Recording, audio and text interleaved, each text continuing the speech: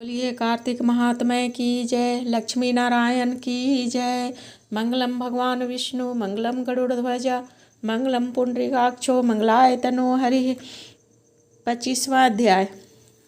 दैत्य गुरु शुक्राचार्य ने राजा बलि को बौने ब्रह्मचारी रूप में भगवान के आने का कारण बतलाते हुए कहा, हे राजा बलि, तुम्हारा राज्य प्राप्त करने के लिए ही अदिति के गर्भ से जन्म लेकर भगवान विष्णु स्वयं इस रूप में तुम्हारे यज्ञ में आए हैं। दान के रूप में कुछ भी मत देना, वरना चले जाओगे। इसके उत्तर में बलि ने कहा, हे गुरुदेव, आप मुझे अधर्म का उपदेश क्यों देते हैं? घर आए याचक को दान न देना अधर्माचरण नहीं तो और क्या है? यदि विष्णु भगवान स्वयं याचक बनकर मेरे द्वार पर आए हैं तो इससे बढ़कर मेरे लिए सौभाग्य की और क्या बात हो सकती है। मैं जितने यज्ञ आदि करता हूँ वे सभी भगवान विष्णु को प्रसन्न करने के लिए ही तो करता हूँ। अतः बटुक रूप में वे जो कुछ मांगेंगे मैं अवश्य दूंगा। शुक्राचार्य और बलि में अभी वार्ता चल ही रही थी कि वामन भगवान राजा बलि के यज्ञ मंडल में आ गए। बलि ने अर्घ आदि देकर उनका यथोचित आदर सत्कार किया, फिर हाथ जोड़कर बोला, हे नाथ, हे प्रभु, आपके दर्शन पाकर मैं कृतार्थ हो गया। अब आज्ञा दीजिए कि मैं आपकी क्या सेवा करूं। तब भगवान ने कहा, हे राजन, तप करने के लिए हमको 3 पग भूमि चाहिए। यह सुनकर राजा बलि ने हंसकर कहा, हे बटुक, तुमने यह क्या मांगा? कुछ धन, ग्राम, शहर आदि तथा हाथी घोड़े मांग लेते।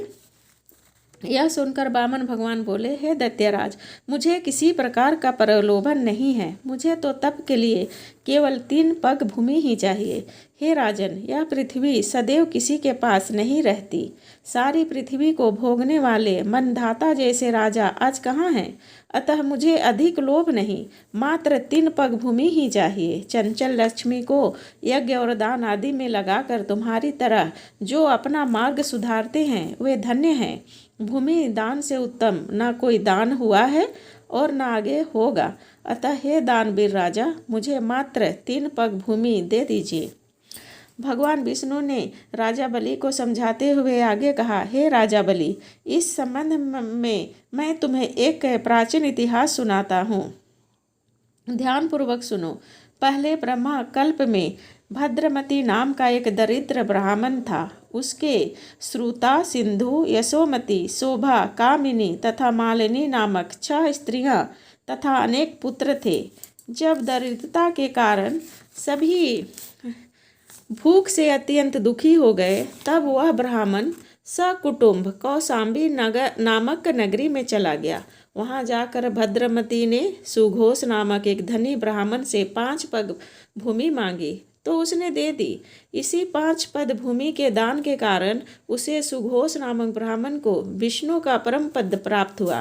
तत्पश्चात एक अन्य ब्राह्मण के मांगने पर भद्रमती ने वह दान में मिली हुई 5 पद भूमि दे दी, जिससे उसे किसी को देकर भी मैं भी मोक्ष का साधन प्राप्त कर सकूं। वामन भगवान के द्वारा प्रेरित करने पर राजा बलि गंगा सागर अर्थात टूटी वाला लोटा लेकर भूमि का संकल्प करने को तैयार हो गया। तब शुक्राचार्य जी ने तपोबल से अपना सूक्ष्म रूप बनाकर राजा बलि को संकल्प करने से रोकने के लिए गंगा सागर की टूटी में जल रोककर बैठ गए। अतः उन्होंने एक तेज नोक वाली कुसा लेकर लोटे की टूटी के छिद्र में डाल दी। इससे शुक्राचार्य की एक आंख फूट गई और टोटी से राजा की अंजलि में जल आ गया। राजा बलि ने 3 पग भूमि देने का संकल्प दे दिया।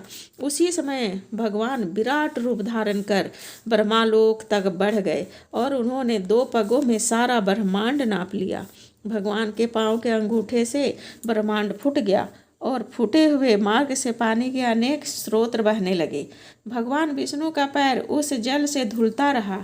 वही लोक पावन जल ब्रह्मा आदि देवताओं को पवित्र करता हुआ सप्त ऋषियों से सेवित सुमेरु पर्वत पर पड़ा तथा गंगा के नाम से विख्यात हुआ। इस प्रकार पतित पावनी गंगा की उत्पत्ति भगवान के चरणों से हुई, जिसके स्नान तथा स्मरण मात्र से जन्म जन्मांतर के पाप नष्ट हो जाते हैं।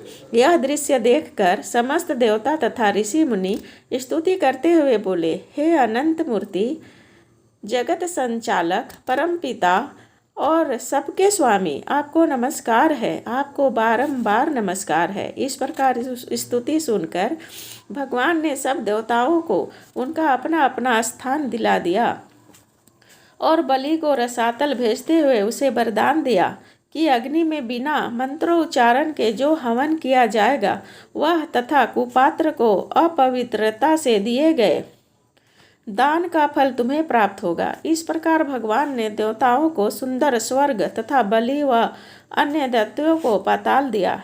इतना कृत्य करके विराट भगवान पुनः वामन रूप हो गए। तब समस्त देवताओं तथा ऋषियों मुनियों ने भगवान की पुनः स्तुति की।